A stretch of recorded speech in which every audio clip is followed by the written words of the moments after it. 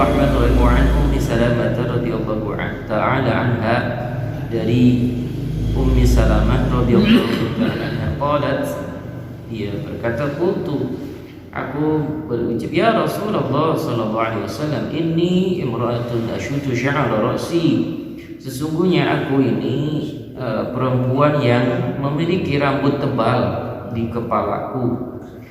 Afa aquduhu li ghislil janabah, apakah aku harus membukanya, yang membuka maksudnya mudar, yang mungkin ya dikepang atau apa ya, apakah aku harus membukanya ketika untuk mandi janabah? Wa fi riwayatin wal haidati, dia juga bertanya, Ummu Salamah itu bertanya kepada Rasulullah sallallahu alaihi wasallam ketika hendak mandi wajib setelah haid. Bagaimana jawab Rasulullah sallallahu alaihi wasallam? Qala la innama yakfiki an tahsi ala ra'siki salasa hasayatin, rawahu Muslim. Jawab Rasulullah, oh, tidak perlu, innama yakfiki, sesungguhnya bahwasanya cukup ya, cukup bagi kamu untuk mengalir-ngalirkan gitu ya, coba di rambut ya, ala ra'si, di atas kepala, salasa hasayatin, sebanyak 3 kali. Maksudnya tidak perlu yang kayak dibuka ya sampai menyulitkan diri, tapi cukup yakinkan itu siramannya itu membasuh semua rambut. Rawahu Muslim.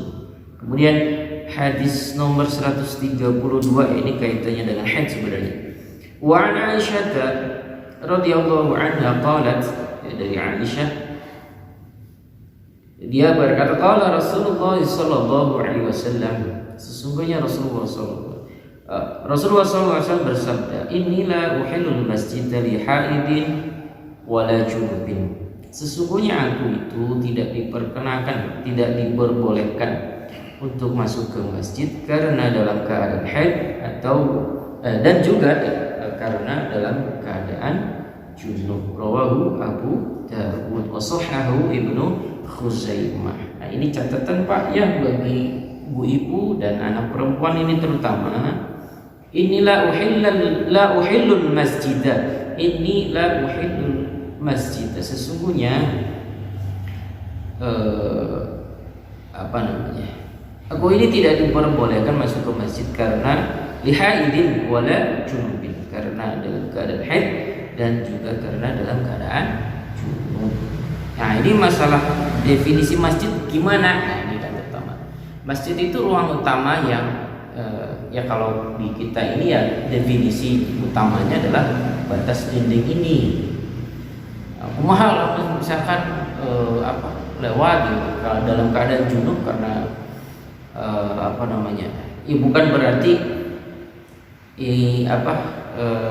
terus dilarang gitu ya, kalau itu tuh masuk area yang bisa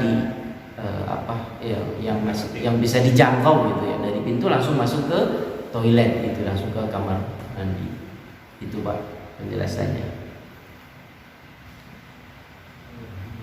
Hadis nomor 133, wa anha radhiyallahu anha qalat kuntu altasilu ana wa Rasulullah sallallahu alaihi wasallam. Ini dari Aisyah juga ya. Ini Pak ya, suami istri ya. Hadis 27 tahun ke atas gitu ya.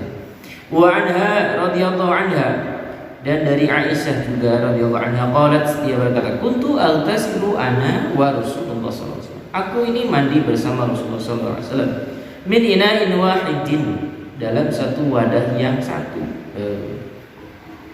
Takhtarifu aydina fihi minal janabah. Jadi gonta-ganti ya, bergantian, secara bergantian tangan kami itu di dalam wadah yang satu itu ya minal janabah, mandi dari keadaan janabah. Muttafaqun alaihi. Wa zata Ibnu Hibban wa tanqiya aydina. Ini menurut Ibnu Hibban itu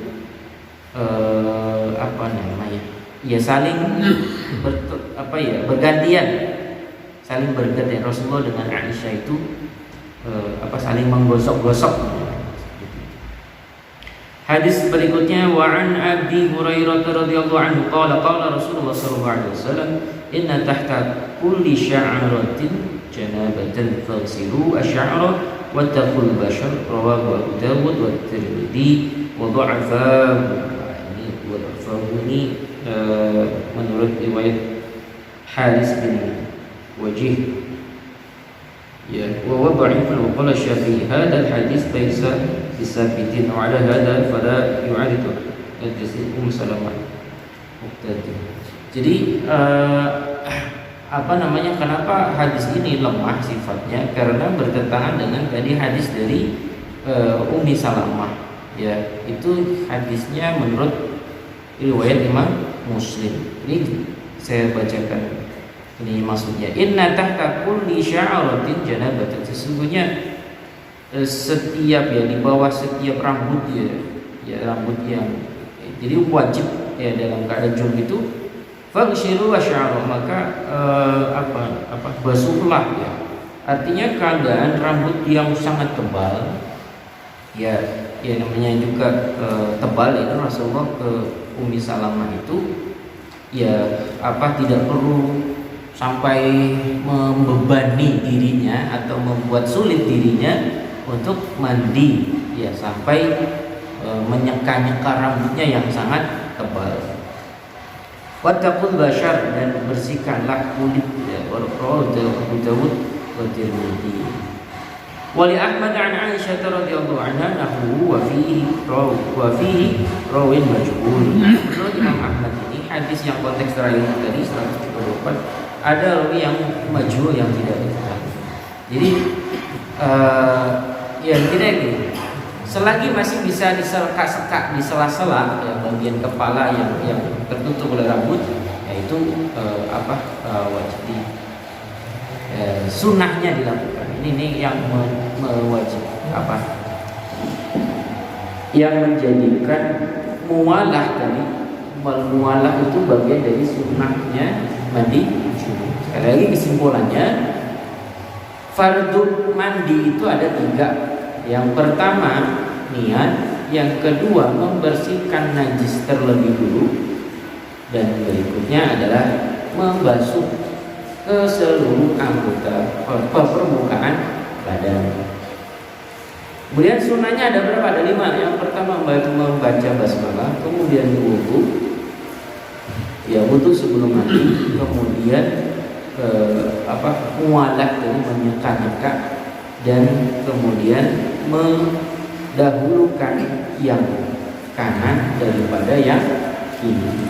Yang kedua tadi itu wa imrul alal jasad, menyeka-nyeka kemudian gosok-gosok yang di bagian kepala, kemudian wa taqdimul yumna 'ala al-yusra, mendahulukan yang bagian tangan kanan dibandingkan bagian yang kiri, dan terakhir wal muwal. Allahu a'lam.